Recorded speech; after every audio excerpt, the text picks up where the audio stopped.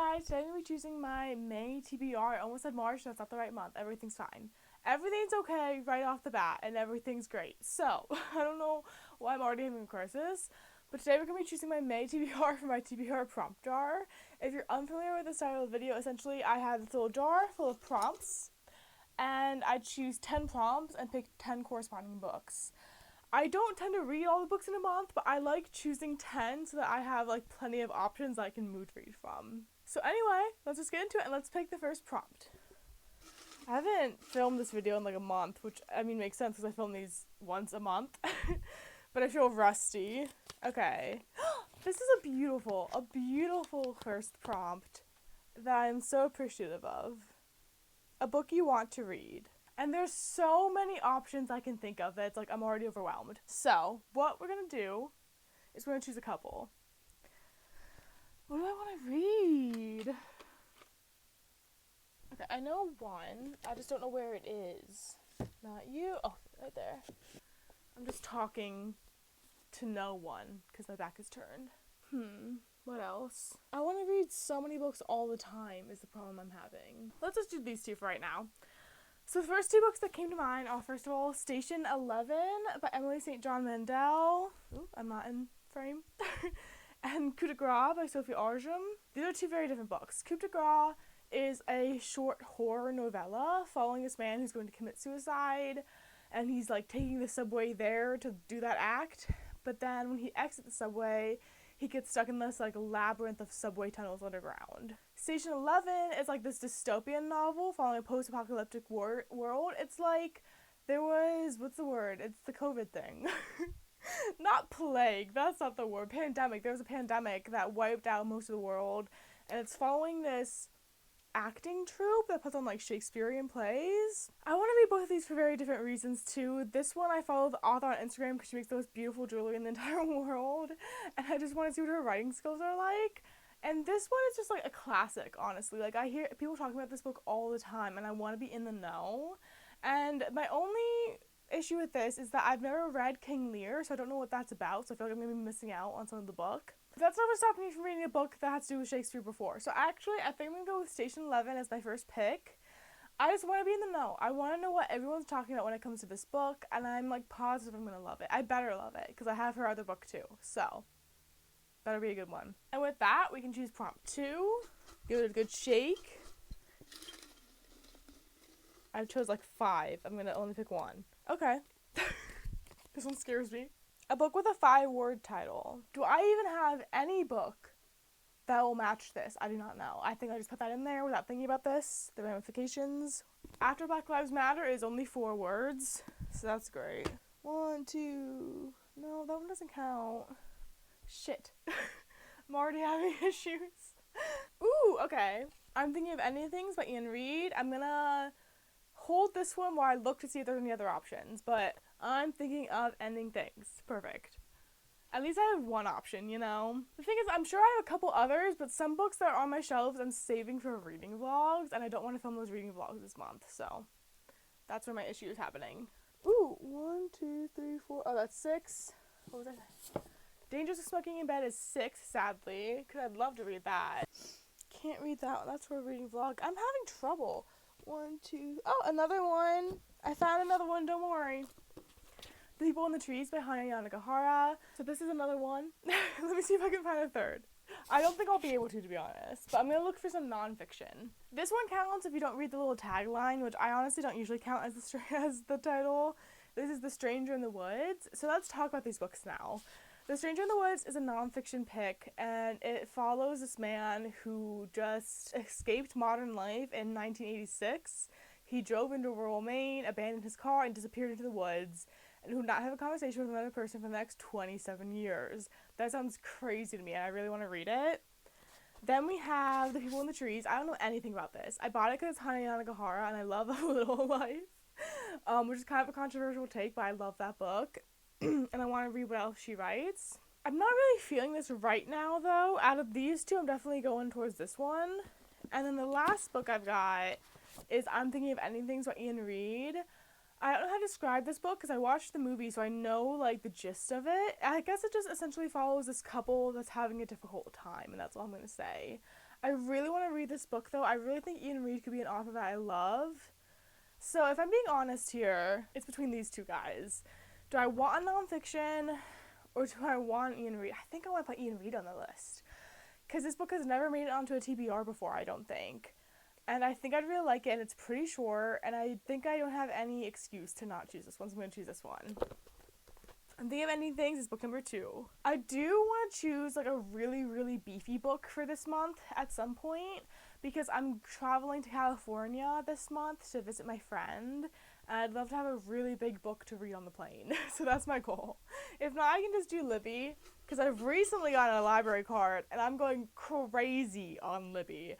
But I'd love to have a physical book to bring with me. So this is prompt number 3. I've chosen 2 again. We'll just get 1. Okay, I like this one. A book with pink on the cover. I love the ones that are just colors because it gives me so many opportunities. So the first book I'm thinking of automatically is Annibot by Sarah Greer. This is a book about like a sex robot from my understanding. That's all I really know, but I do want to read it. I've heard mixed reviews though. Let's find another pink one. Ooh, that one would be fun too. Okay, it's all the way at the bottom of the stack though, so give me a second. Okay, so it's between Annibot and Disorientation. This book I don't know much about. I really was just attracted to the cover and the pink specifically. So let me it follows a PhD student who's desperate to finish her dissertation, but after 4 years of research she only has anxiety and stomach pain to show for her efforts.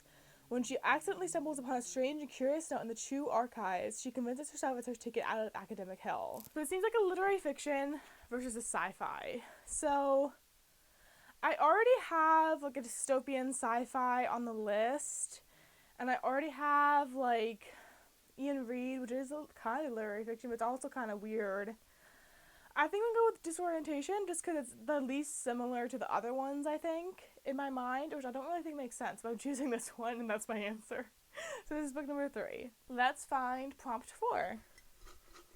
This is so fun. I'm having a good time. I'm getting books on my list I've never had on my list before, which is always, like, the best part of the TBR videos, is just to have different books every month and to, like, refresh my shelves, kind of. Okay, this one I'm never a big fan of. A mass market paperback. This means essentially I have to choose a fantasy. Let me peruse my fantasy shelf, because mainly the only books that are in mass market paperbacks are, like, thrillers or fantasies. I don't read a lot of thrillers. I could go with the next book in the Wheel of Time series, but I don't know which one it even is between these two. Let me actually look. The Crown of Swords or Lord of Chaos. Lord of Chaos comes first, so I could choose this one, but I haven't read this series in years and years and years. Maybe that's why I should choose it, because this one's beefy too, so I could bring this with me to California, but it's also like a slow series. I'll leave this out as an option. The other option I was thinking of is Wolfskin by Juliette Marillier. This is the book that I've chosen for this prompt in the past.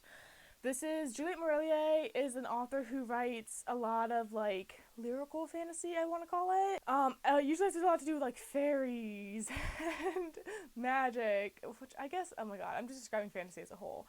But I think you would understand if you've read her before, like, the vibe I'm trying to describe. It's usually very, like, pretty romantic fantasy. Not romantic in the sense of romance, but in the sense of, like, the style. I'm not making any sense, I'm just gonna continue. This book follows a Viking warrior. I don't usually like her books that focus on men, is the thing. I do like the cover, though. I love the girl on the cover.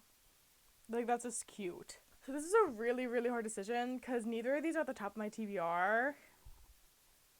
But I think I'm going to go with Wolfskin, just because there is a better chance of me loving this, because I do love Juliette Marillier as a whole. And Lord of Chaos, it's just not his day, but he'll have a day soon. What was that? That's book 4? Let's choose prompt 5. My cat's screaming outside. That's great. Okay, this one's not bad. This one's not bad. A book that takes place over 50 years ago. So basically, it's like any historical fiction or like a nonfiction. It could be a nonfiction depending on what it's describing. I think I'm going to take it in the historical fiction route, though. Ooh, okay, I've got some good choices. First book I automatically thought of is Hazardous Spirits by Mbara Salam. This book takes place in Scotland in the 1920s, so well over 50 years ago. And it follows a young woman whose husband joins a spiritualist movement, and she has to, like, deal with that. It just sounds so fun. But then I've got Pachinko, and Pachinko is by Min Jin Lee, and this follows, like, a Korean family over 4 generations. I've heard so much about this book, and it's pretty big. So this could be the book I take to California with me. And for that reason alone, I think I'm going to go with Pachinko. I don't know that Pachinko's ever made it on a TBR before either. But everyone who reads this book loves it. So I feel like I have to try it. So that's book 5. Let's choose prompt 6. Okay. A book inspired by a historical event. I feel like this is just another way to say either historical fiction or non-fantasy. I mean, historical fiction or non-fantasy. Historical fiction or non-fiction. So, I mean, again, Hazardous Spirits could obviously make this list because it's inspired by the spiritualist movement of the 1920s. Let me see if I can find a quick, like, non-fiction that could tie in, though. Because I don't have any non-fiction on the list yet. Historical events. So it has to be, like, a history book. Okay, so the other book, the non-fiction that I chose, is The Radium Girls, The Dark Story of America's Shining Woman by Kate Moore. This book talks about women who worked with, like, radioactive material, and they were told to, like, they, like, painted clocks with it or something, and they were told to get, like, a really fine tip to, like, lick the tip of their paintbrush, which was being put in the radioactive material. So this is inspired by that, which I think counts as being inspired by, like, a historical thing, because this is talking about that historical thing. So, do I want to put this nonfiction on? Do I want to put this on? This is nice and beefy, so this could also come with me to California, but I really shouldn't take more than one book with me to California, if I'm being honest. I don't have any nonfiction on the list yet. I'm just staring at the pile of books I've chosen as if that's going to help me make up my mind. I don't know. I really don't know, because I don't want to be taking 2 books with me to California now that I'm thinking about this. So I want to have Pachinko as my California pick. So I'm going to go with Hazardous Spirits, and I'll find a way to fit another nonfiction in here somehow. Or I'll just, like, leave it open, and I can choose whatever nonfiction book I want to read next month. I'll just mood read nonfiction. Okay, so that was book 5, right? 1, 2... No, that was book 6. Oh my god. Okay, so we're choosing book prompt 7 now. Okay, here's a way to get a nonfiction on the list. A memoir. One instantly comes to mind, and that is James Baldwin's No Name on the Streets. This is his memoir about growing up in America. I don't know why I had to say that. I think most people know that. But this is high on the list for memoir because I love James Baldwin's writing so much. I'd love to learn more about his life through his own, like, words. But let me see if there's another one. Another interesting one to choose would be Trans, a memoir by Juliet Jacques. This is just a memoir about being trans. It says an extraordinary memoir of transition and transgender politics and culture. Sounds really interesting. But out of the 2, I gotta go with James Baldwin. I just have to. I'm scared to even read James Baldwin because I don't want to run out of his books. I know I will someday. But it's been a few months since I've read Giovanni's Room now. Because I read that last year. Even. Oh my god, it's been so long. So I need to read a Baldwin. Maybe I'll read, like, 1 Baldwin a year or something like that to really draw it out for myself. And this will be my pick. I'm not committing to that because I want to read everything he's ever written, like, right away. But that will be my pick for this TBR prompt. Okay, that's 7, right? We are flying through this. Okay, let's pick 8. Okay, this one's easy enough. A book with a 1-word title. What can I choose, though? Ooh, okay, I have 2 possibilities right in front of me. I'm going to just choose those and not even look for any others because I want to read both of these real bad. The first book I saw was Chlorine by Jade Song. This is a body horror novel about a girl who loves swimming and wants to become a mermaid. That's all I know. And then we have Piglet by Lottie Hazel or Hazel, I'm not sure. This book follows someone who's just about to get married, but shortly before the wedding is to take place, she finds out a horrible secret about her fiancé. So we have some literary fiction, we have some horror. I have some literary fiction already on this pile. So I'm going to go with Chlorine and get some horror in there. I'm really excited about this book. I bought this from Pingo, it feels like ages ago, but I wanted to read it really badly ever since I picked it up. So I'm excited about this. I'm so excited about this TBR. This is such a good TBR. I'm having such a good day. Okay, so that was 8. Let's choose prompt 9. I got 2. Okay, so this will be 9 and 10. Let me just choose the purple one first. Fun. This is another one that leaves it open. A hardcover book. What book do I want to choose? Ooh, actually, that's a good option. You know what? I'm not even going to, try to get more than one option because I think I want to read this one. And that book is The Murder at the End of the World by Stuart Turton. This is the author that wrote The 7.5 Deaths of Evelyn Hardcastle, which is a thriller, and I really liked that. This is kind of a science fiction thriller, I want to say. I'm choosing it because it's a thriller. I don't have any thrillers on this list so far. So I have a very murky understanding of what this is about. It's about, there's this people that are secluded on this island or something, and it's the end of the world. They're protected on this island by this, invisible wall thing that protects them from whatever it is that's killing everyone else. And then someone kills someone. Let me read this, actually, so I'm not giving a terrible, terrible description. Someone kills one of the scientists on the island, And then they learn that the murder has triggered a lowering of the security system around the island, the only thing that was keeping the fog at bay. If the murder isn't solved within 107 hours, the fog will smother the land and everyone on it. Haven't heard such great things about this one, to be honest. I think that's why it was available on Book Outlet to begin with. I think people didn't really love it. But I love the 7.5 Deaths of Evelyn Hardcastle, and I really want to pick this up just because of that. So, this is going to be book number 9. And we got a thriller on the... I'm so excited. Oh, my books are falling. Okay, everything's fine. Everything's okay, as I said in the beginning of the video. Okay, I already picked out that 10th prompt, so let's open that. Beautiful. A book by a BIPOC author. So that means Black, Indigenous, person of color. You get the gist. What do I want to choose? There's so many. Ooh, that would be good. If you're wondering what I was oohing about, that was The Bluest Eye by Toni Morrison. I've never read anything by Toni Morrison, and I want to so bad. But I'm going to look and see if there's any other ones that are popping out to me. The Berry Pickers, I believe this is by an Indigenous author. This book follows a young Indigenous girl that's like picking berries and then goes missing. The Bluest Eye, I don't really know what the plot is about. I just know it's about racism. It's about like a little black girl who wishes she had like blonde hair and blue eyes, something like that. So, oh, they're both blue. That's nice. They go together. Maybe I could choose both, so I'll have to decide. I'm not going to do that. I'm not going to pussy out. It's like Toni Morrison, I'm convinced I'm going to absolutely love. So it's like, do I want to read her and Baldwin the same month? Is that just like spoiling myself too much? I also really love the cover of The Berry Pickers, and I've heard good things about it, but I'm not 100% sure. I'm pretty sure that it's an Indigenous author. Did it say? Yeah, she is. Okay, so that's certain. That doesn't help me at all. I was hoping that would just eliminate one.